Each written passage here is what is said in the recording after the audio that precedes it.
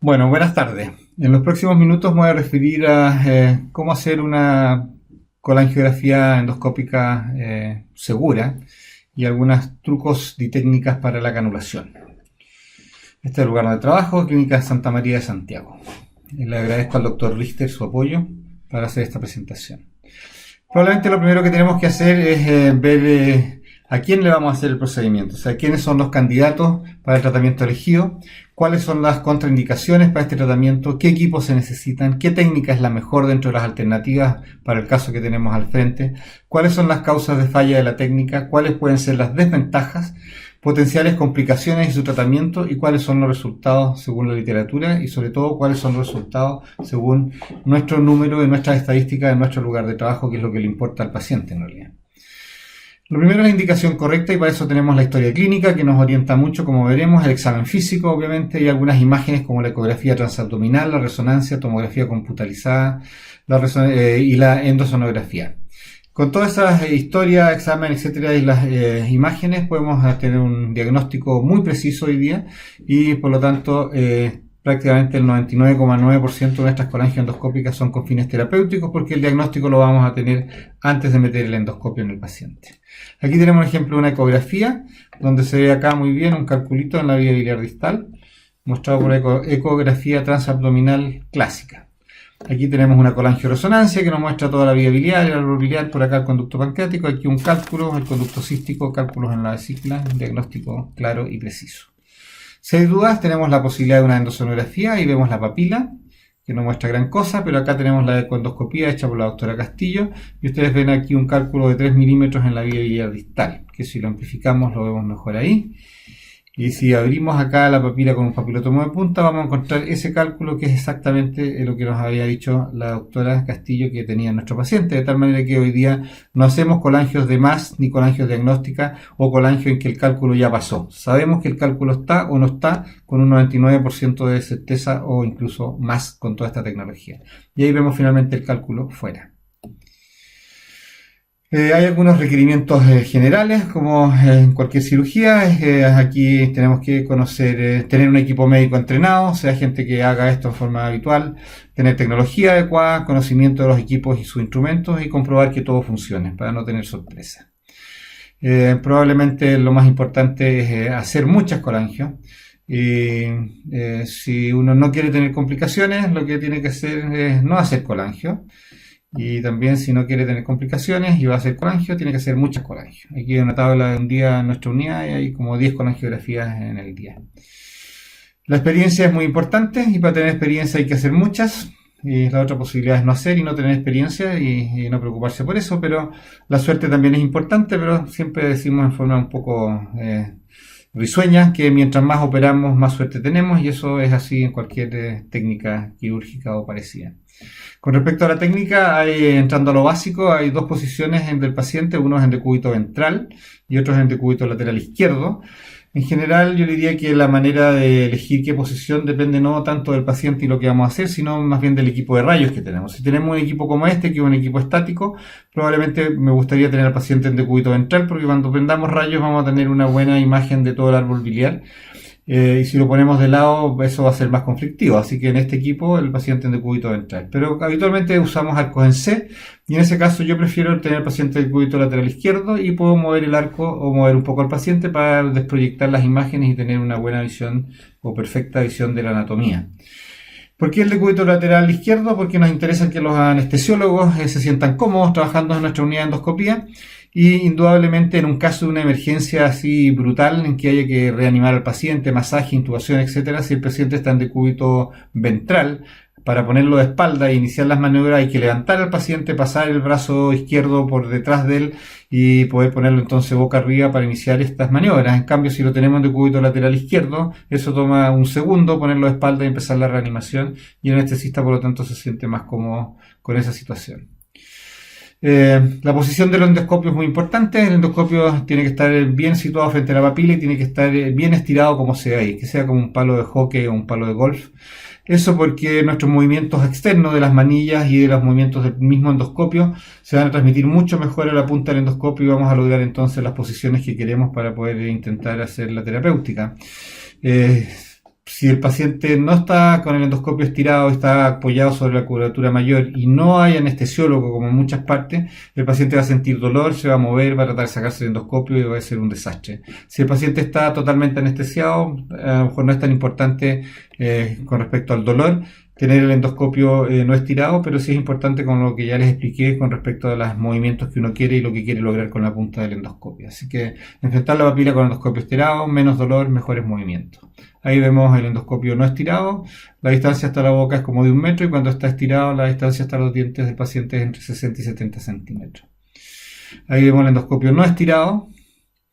Y eso es importante. La posición frente a la papila. Ahí la imagen endoscópica es lo que nosotros vemos y la imagen radiológica es lo que tenemos en nuestra cabeza. Sabemos que la vía biliar viene mirando la pantalla de frente, viene desde la izquierda hacia la papila y el conducto pancreático de la derecha hacia la papila. Por lo tanto, nuestra canulación tiene que estar orientada, si queremos, la vía biliar hacia arriba y hacia las 11 para tratar de entrar a la vía biliar y no meternos con el páncreas. Eso es la anatomía que vemos, la anatomía que nos imaginamos que es la radiología y eso es lo que dicen los libros y las tres cosas obviamente coinciden. Papilas hay muchas, la papila mide en promedio alrededor de 5 milímetros y algo tan chiquitito, pero tiene muchas variantes como ven ahí, ven papilas al lado de un divertículo, papila con un cálculo impactado, ahí el cálculo saliendo, ahí también, ahí el cálculo ya salió, papilas en divertículo, dentro de un divertículo, a la izquierda, a la derecha del divertículo, papilas con un ampuloma, papilas con un cáncer de las ampollas. Esta es la papila como clásica, que tiene un pliegue transversal, un pliegue longitudinal y un capuchón. Y este pliegue longitudinal, que es el único pliegue longitudinal que tiene el intestino fuera del estómago, nos indica que ahí está la papila y nos ayuda a encontrarla. Papilótomos y tecnología, hay libros repletos de catálogos con cosas, pero en realidad lo que uno necesita es esto, que es un papilótomo que tiene una asa no muy larga, una punta no muy larga y que permite entonces inyectar y pasar una guía biliar flexible para poder canular la vía biliar. Y nosotros usamos mucho también esto, que es un papilótomo de punta. El resto no lo usamos prácticamente nunca.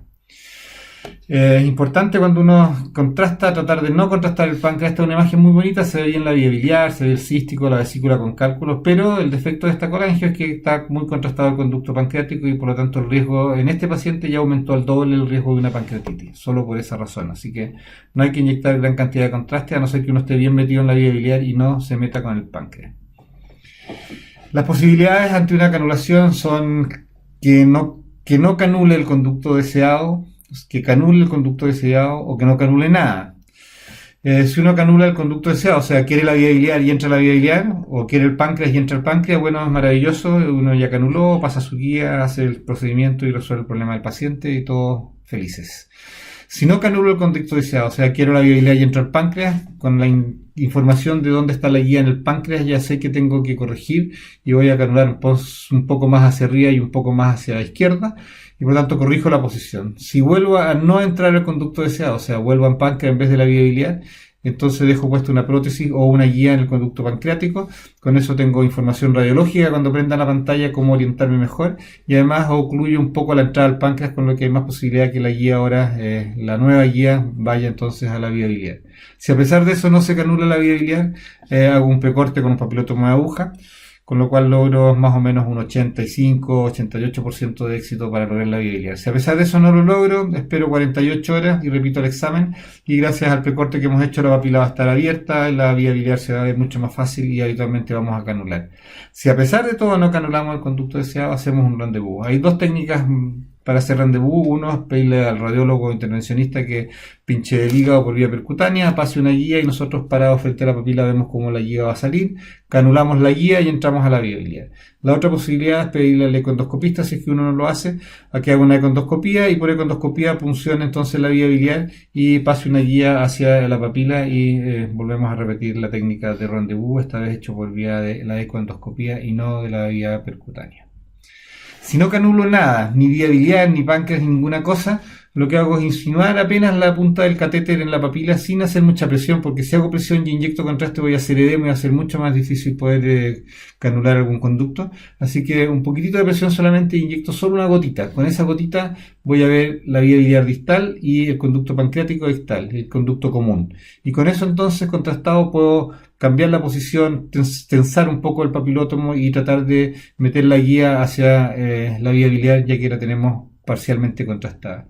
Si a pesar de eso no se contrasta nada, hago un precorte y busco la viabilidad. Si eso falla, repito las 48 horas, y si eso falla, hago un rendezvous como en las imágenes anteriores. Aquí vemos lo mismo, ahí arriba a su izquierda vemos el papilótomo posicionado frente a la papila y vemos un esquema tomado del libro del Dr. Soendra de la viabilidad y el conducto pancreático. Aquí a la derecha de ustedes no logramos entrar a la viabilidad, así que dejamos puesto una prótesis en el conducto pancreático. Con eso tenemos una visión radiológica de dónde podemos cambiar la posición para anular la viabilidad por un lado, y además protegemos el riesgo de pancreatitis dejando puesta la prótesis ya en el conducto pancreático, porque para llegar a eso hemos canulado por lo menos 2 veces el páncreas. Así que hay que prevenir la pancreatitis. Se supone que con 3 canulaciones del páncreas el riesgo de pancreatitis aumenta más o menos en 1/3. Acá abajo en la visión endoscópica vemos una prótesis puesta en el conducto pancreático, una guía puesta, perdón, en el conducto pancreático y el catéter canulando la vía biliar. Y en la imagen radiológica vemos lo mismo, una guía con punta en loop en el conducto pancreático y el papilótomo en la vía biliar. ¿Qué tamaño de la papilotomía? Depende de lo que necesitemos, según necesidad. O sea, mientras más cortamos, más riesgo de sangrado y más riesgo de perforación. Si tenemos un cálculo grande, hacemos una papilotomía extensa o la dilatamos incluso con un balón. Si es un cálculo chico, vamos a colocar una prótesis. La papilotomía es pequeña, 2 o 3 milímetros, a veces basta. En algunas partes se dice que eso tiene riesgo de estenosis de la papilotomía a futuro. La verdad que en muchas colangios que hemos hecho nunca he visto una estenosis post-papilotomía. Seguramente existen y si la tuviera probablemente le haría una papilotomía a esa estenosis. Siempre antibiótico profilaxis hasta estar seguro que uno va a dejar completamente drenada la vía biliar o que logró sacar todos los cálculos. Así que si eso se cumple, solo una dosis. Si no se cumple y no hemos drenado todo lo que queremos drenar o nos quedan cálculos adentro, seguimos con tratamiento antibiótico por 5 o 7 días. Indometacina la usamos en supositorios como está indicado.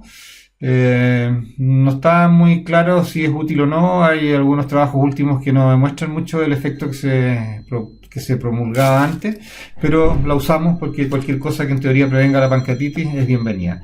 La buena hidratación sí la hacemos siempre, por lo menos 150 cc por hora o a veces más, por 8 horas, y con eso se supone que el riesgo de pancreatitis también debería disminuir. Así que eso también lo usamos habitualmente. Cuando tenemos una colecistolitiasis y una coleocolitiasis, el tratamiento siempre es durante la colecistectomía y usamos un rendezvous. O sea, si tenemos el diagnóstico preoperatorio de cálculo en el colédoco y cálculo en la vesícula, no hacemos colangio previa, sino que se hace colecistectomía, y en la colecistectomía pasamos una guía que va a aparecer por el cístico y va a aparecer en la papila, y hacemos entonces la papilotomía guiada por esa guía.